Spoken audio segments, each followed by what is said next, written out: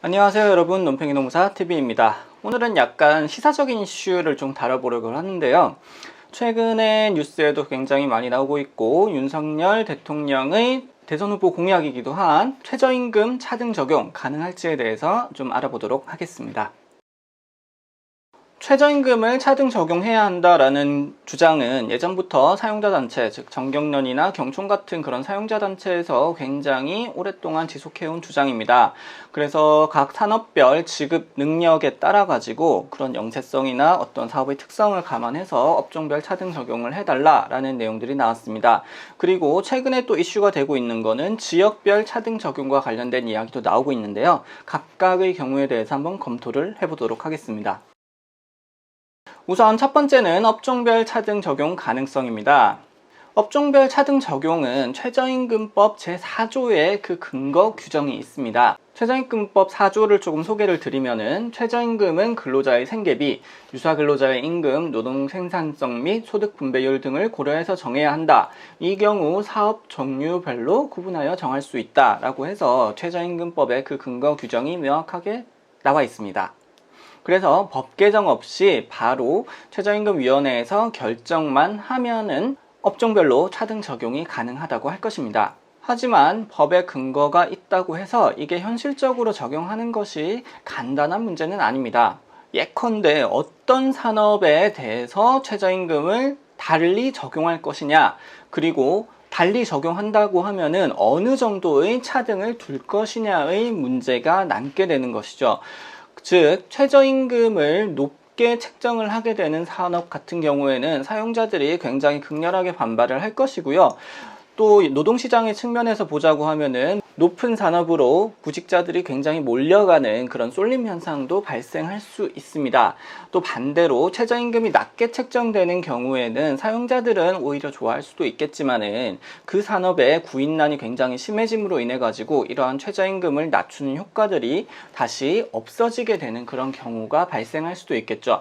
그리고 각 업종별 차등으로 인해 가지고 각각의 이해관계에 따라서 우리 산업은 높게 해달라, 우리 업종은 낮춰달라 라는 그런 이해관계들이 굉장히 많이 분출될 것이기 때문에 그런 사회적인 갈등 요소도 굉장히 많이 내포하고 있다고 할 것입니다. 두 번째는 지역별 차등 적용이 가능한지인데요. 우선 아까 업종별 차등과 달리 법에 현재 지역별로 차등을 할 수 있다는 근거 자체가 없는 상황입니다. 그래서 최저임금을 지역별로 달리 정하기 위해서는 법 개정이 필요한데요. 최저임금법을 개정하려고 하면은 국회에서 최저임금법 개정안이 통과가 되어야 될 텐데, 현재 윤석열 대통령이 속한 국민의힘은 약 120석 정도를 가지고 있기 때문에 국회에서 다수당 지위를 점하고 있지는 못합니다. 그래서 민주당의 협조가 없다라고 하면은 지역별 차등에 대한 최저임금법 개정안을 통과시킬 수 없는 상황이 될 것이고요. 물론 민주당의 입장을 봤었을 때 최저임금에 대한 지역별 차등을 하는 이 개정안을 통과시켜줄 리 만무합니다.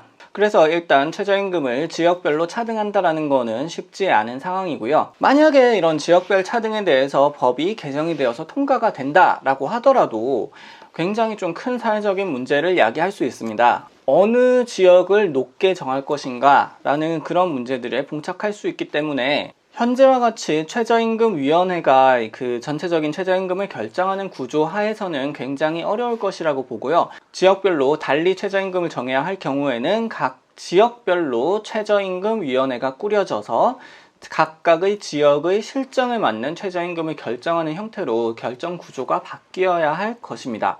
또는 지금과 같은 최저임금위원회를 통한 결정 방식 외에 어떤 수치적인 정량적인 모델을 통해서 최저임금을 결정하는 방식도 고려가 될 수 있을 텐데요. 이럴 때는 지역별로 소득의 수준, 그 다음에 산업의 구조, 인구수 와 같은 여러 가지 정량적인 요소를 종합적으로 고려해서 결정하는 방식이 될 것 같습니다. 그리고 이러한 지역별 차등을 했을 때 수도권과 그 외의 지방 간의 어떤 형평성 문제가 굉장히 크게 대두될 것 같습니다.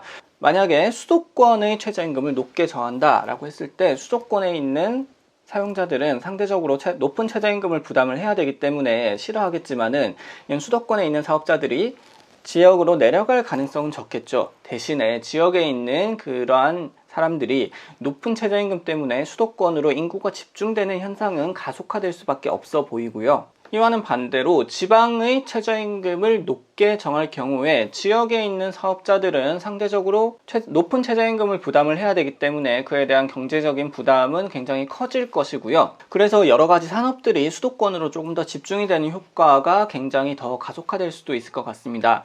여러모로 지금은 수도권으로 집중이 되는 이러한 현상 속에서 지역 간의 최저임금을 차등 적용하는 것들은 어떤 형태로든 수도권 집중을 가속화시킬 수 있기 때문에 각 지역의 큰 반발을 불러일으킬 수 있을 것이고요.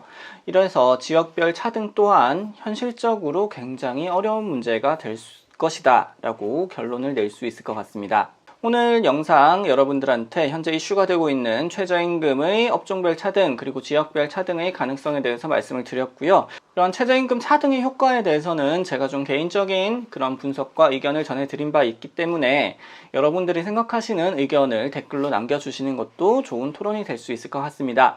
오늘 영상 여기서 마무리하도록 하겠습니다. 논팽이농사 TV였습니다.